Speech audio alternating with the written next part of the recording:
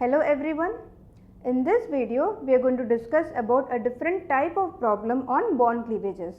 So based on our understanding on heterolytic and homolytic cleavages that has been discussed in previous videos, let's try to solve this particular problem. So in this question, what we have been asked is to indicate the electron flow and classify each of the bond breaking given here into homolytic cleavage and heterolytic cleavage. Also, the second part states that we also need to identify the reactive intermediate generated from each of these bond cleavages.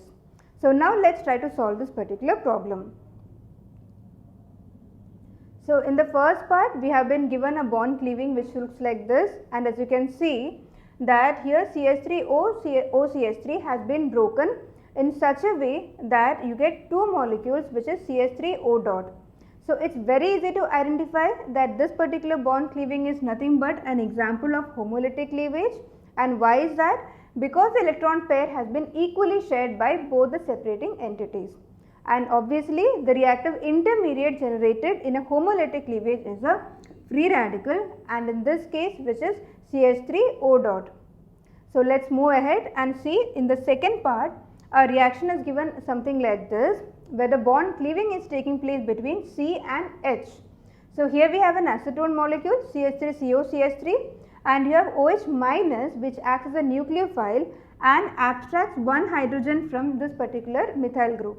So when this reaction takes place, you will get the corresponding products which is CH3COCH2 minus and H2O.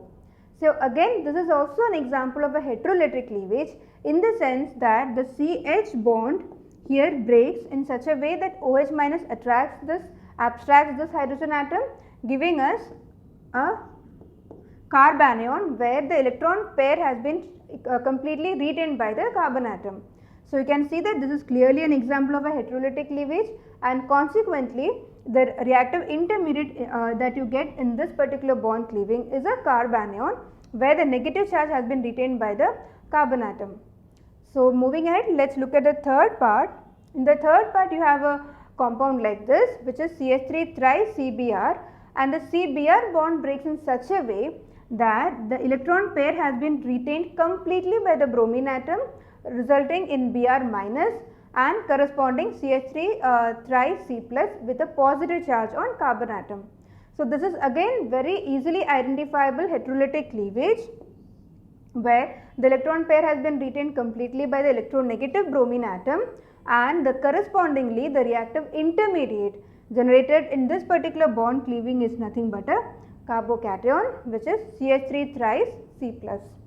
Let's look at the last part, where you can see that you have a reaction like this, and you have a cyclohexene system reacting with an electrophile E plus and giving an intermediate which looks something like this.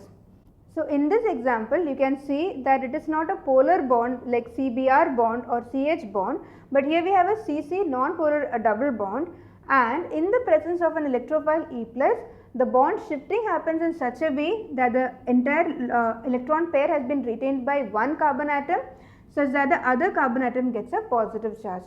The intermediate attacks this negative charge and giving us a final product which looks like this. So you can see that this is again an example of a heterolytic cleavage, and the resulting intermediate is nothing but a carbocation, although in this case the CC double bond is breaking and the electron pair has been retained by one carbon atom, such that the intermediate is another carbon atom with a positive charge.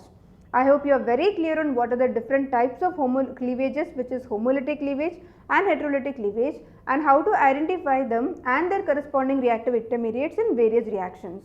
Thank you.